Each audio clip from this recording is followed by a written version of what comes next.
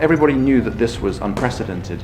No developed Western country had defaulted in any way on government debts. Basically, in the whole post-World War II era, this was an entirely new situation. In the pantheon of financial crises, this is mammoth. It's bigger than Russia in 1998. It's bigger than the Asian financial crisis. It has been a slow-moving train wreck. There was this sense in Europe that, oh no, the euro can't fall apart. Surely everyone will understand that if the euro dies, there will be a huge economic cost. Surely nobody wants to go back to the lira, the franc, the drachma.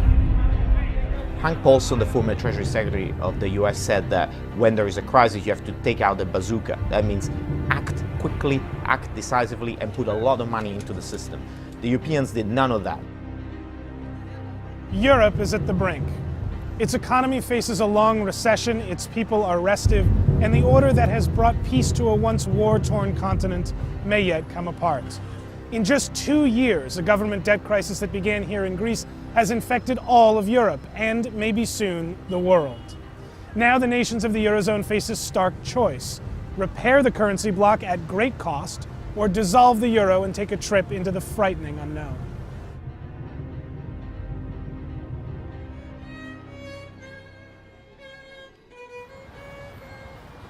United Europe was at its birth and remains at its heart an economic idea. Peace was its purpose, but economics the means. How do we avoid another World War I? How do we avoid another World War II? We bind nations together economically. We bind them together financially so that it is no longer in their self-interest to go to war. In March 1957, the Treaty of Rome was signed. In 1957, you have the European Economic Community, free movement of labor and goods. 1979 was the first experiment with a currency union by linking European currencies, which then led to the European monetary system, which was the precursor to what we know and love today, the euro.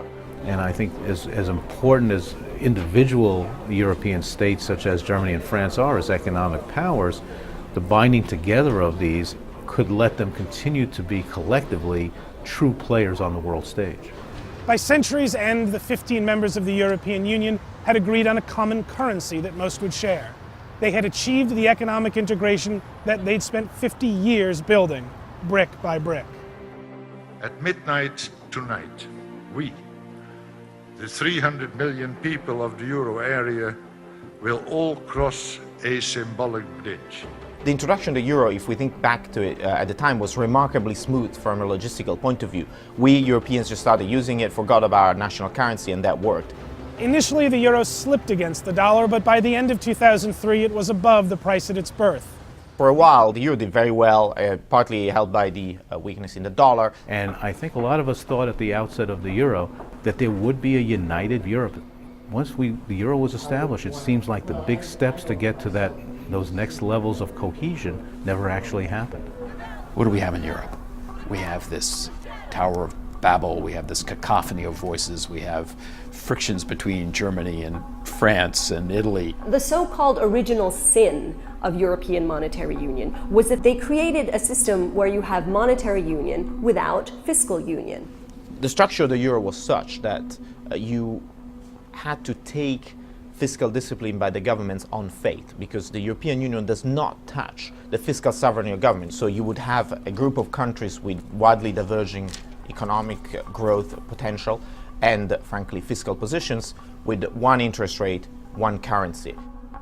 The issue, unfortunately, was that the fiscal discipline wasn't there, whereas the monetary discipline was. The thought was handing over monetary policy to the European Central Bank would go a long way in obviating the problems of the different fiscal regimes. It is a very, very tough monetary authority, which in the end put the screws on economic growth in Europe. That's where the seeds of the current problems were planted, because countries like Greece and Italy were unable to grow as much as the others and had therefore to resort to lax fiscal discipline in order to grow. Financial markets treated all euro members pretty much the same, handing out loans to Greece on nearly the same terms as loans to Germany. Behind that grave error was a misplaced assumption that all the euro countries were in it together, that none would let a fellow fail. That created a terrible problem. With borrowing costs low, there was no penalty for reckless spending. And governments began to take on more and more debt. Greece took the most dangerous path. To make up for weak job creation in its private economy, it pumped up the public payroll. That meant more borrowing. How do you force a Greece or an Italy to behave in a way that they choose not to behave without causing some kind of schism within the Eurozone that would damage the collective? All of that kind of came to a head in 2008.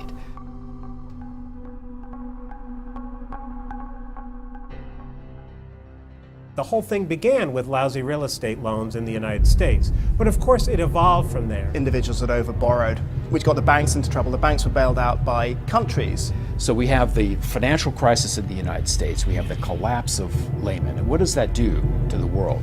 It causes all sorts of strictures in capital movement. One of the things we learned in the fall of 2008 is that financial viruses are extremely contagious. So when the first germs of the crisis started spreading from the United States to the other countries in around 2008, I was talking to people back in Europe, and they were quite optimistic. They felt that the crisis was a crisis predominantly made in the US, which would have had an impact on the rest of the world, but not really undermine the foundations of their economic projects. And of course, they were spectacularly wrong. And there's nothing that happened in subprime mortgages in the United States that can explain why Greece was able to get into the Eurozone, essentially lying about its finances, and why that chicken finally came home to roost. In October 2009, a rude surprise from Greece. A budget deficit predicted to be around 3% of GDP was actually 12%. Foreign investors who had been buying Greece's debt panicked. By early 2010, they had started to charge more and more to lend to Greece. And so the first sort of shock, if you like, to the euro system was the knowledge that Greece actually was borrowing far more than people had thought. I thought that the Europeans were smart enough to know that this was not something that should be allowed to fester. And I was a little surprised that they were unable to move more quickly to, as the saying goes, put a firewall around Greece. And that, frankly, speaks to a structural flaw in the EU. It is very, very slow in making decisions because there's so many governments that have to have their say. And therefore, the Greece problem, which could have been tackled easily and resolved, was never resolved. This first phase of the crisis was, will Greece be able to repay its debt? Will it need help? And that sort of led up to the first bailout of the crisis in Greece in May 2010. Greece got a bailout and Europe had built itself a rescue fund. But because of the way the Eurozone was designed, the contagion was hellishly difficult to control. Fresh concerns about Greece are weighing on markets worldwide this morning. As the investors rethink this and wonder, this is a brewing crisis. How's this going to get fixed? Who's going to pick up the tab for Greece? Are they going to be able to pay back their debts? I've got all of their bonds. Should I be worried, actually, about holding the sovereign debt of Greece? Can I count on Germany? Can I count on the ECB to come to their rescue and pay me off? I don't think so. Fearing inflation and restricted by its mandate, the European Central Bank stepped in only tepidly and reluctantly. Europe put Greece on an extreme diet of austerity and hoped for the best. Through the course of 2010, progressively sort of more questions were being asked, and this was being reflected in the increases of borrowing costs for some other countries. There was a real worry that Spain would be following the Greeks, and there were also worries about Portugal. I guess the next phase of the crisis really intensified when it became apparent that Ireland's housing boom had turned to bust.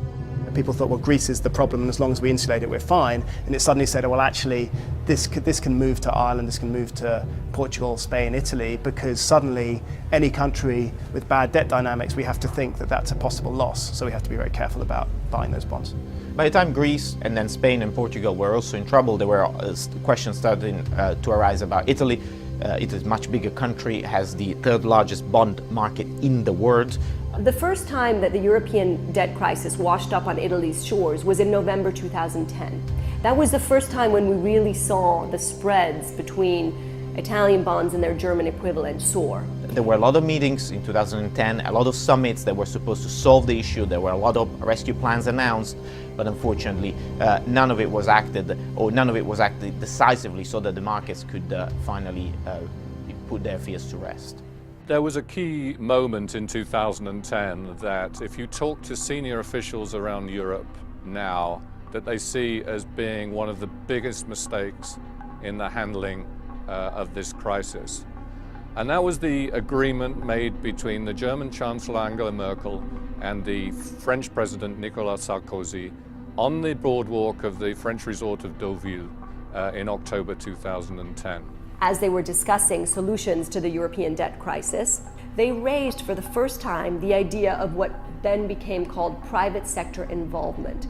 This is a sort of euphemism for bondholder losses. Markets had always believed in one fundamental point, that a European country would not let one of its partners default. What it did do was to make a whole new host of investors in government bond markets scared of investing. Once they let the genie out of the bottle, they couldn't stuff it back in, and the genie's out of the bottle now.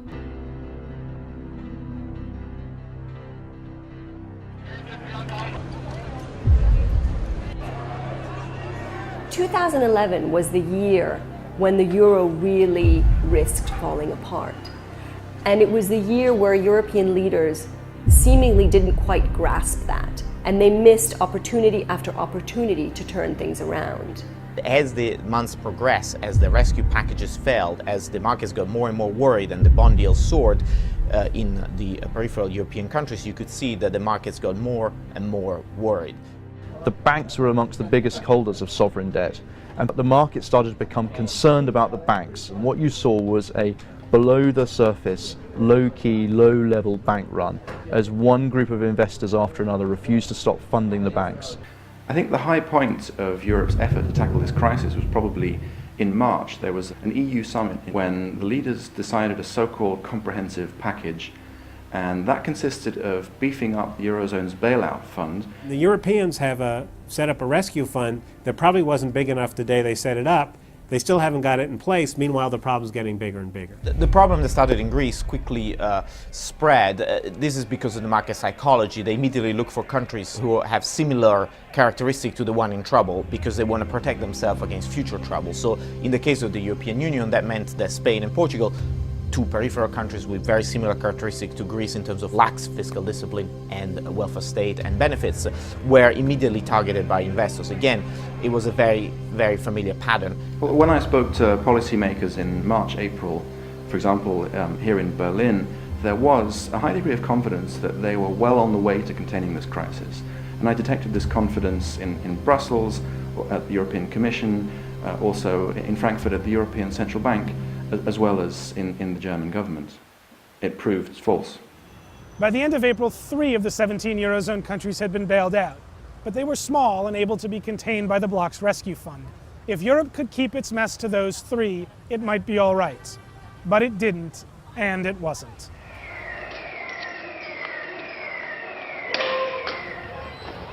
On June 15th, angry rioters filled central Athens.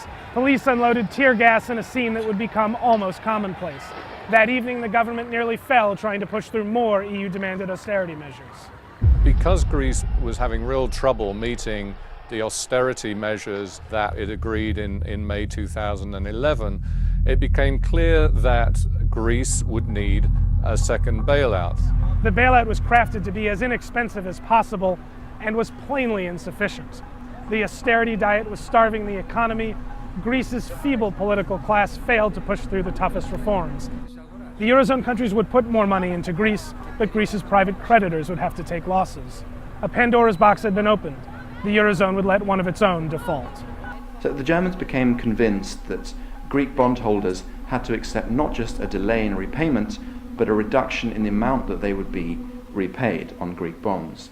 That kind of reduction is known in financial markets as a haircut. The decision to force bondholders in Greece to take a loss was in some ways a sort of mini Lehman event for Europe. So what happened was it basically became clear that this sort of debt was no longer sacrosanct, that actually you might take losses on it. we were looking at important indicators such as the VIX, which is it's often called the fear gauge. It's a sign of the volatility in the market. It spikes up when markets are particularly worried, and all of a sudden, as the year progressed, and particularly in the summer, the VIX started spiking up. Bond investors went on a rampage. Their target massively indebted Italy, the Eurozone's third largest economy, second biggest debtor, and one of its worst economic performers. The threat to Europe's banking system became much more serious from the summer onwards, when the crisis went beyond just Greece, Ireland and Portugal and began to infect Spain and Italy, because those were two much bigger countries with huge government bond markets, and many European banks were heavily exposed to these two countries. Italian Prime Minister Silvio Berlusconi is under increasing pressure this morning as An Italian crisis was a thing apart. With $2.5 trillion in debt, it was too big to save.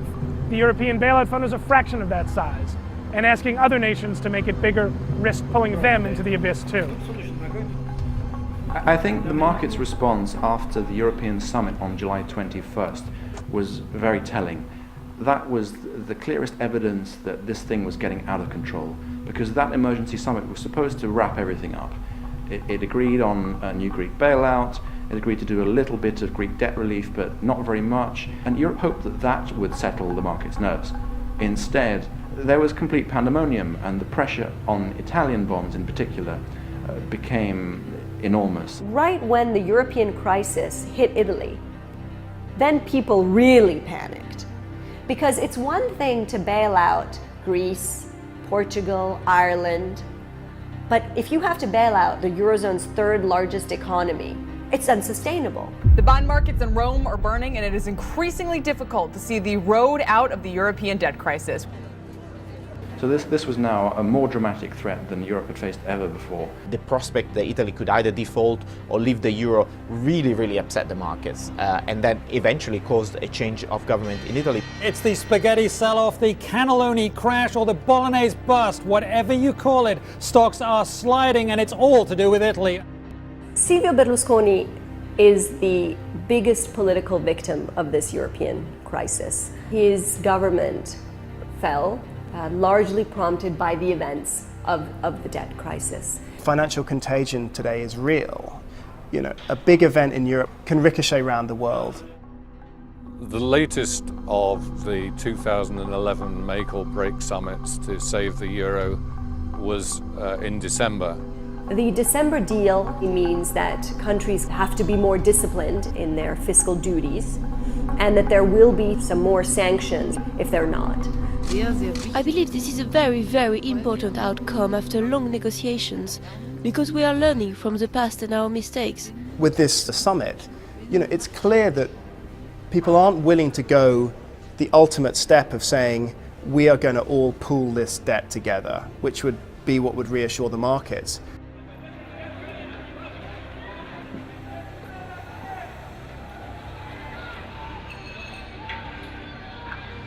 It seems to me that the job of politicians at times like this is to make the essential politically possible. And instead, I'm afraid what we've seen in Europe is a little too much of blaming the political constraints for refusal to do what's necessary to save the European economy. It's possible that some good might come of this. European history shows that in the moment of crisis, two things can happen.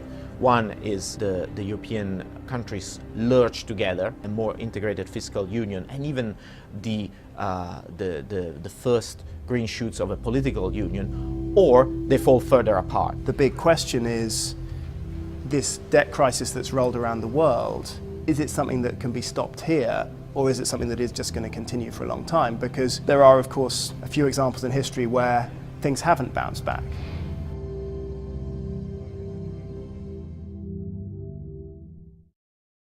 So, what now?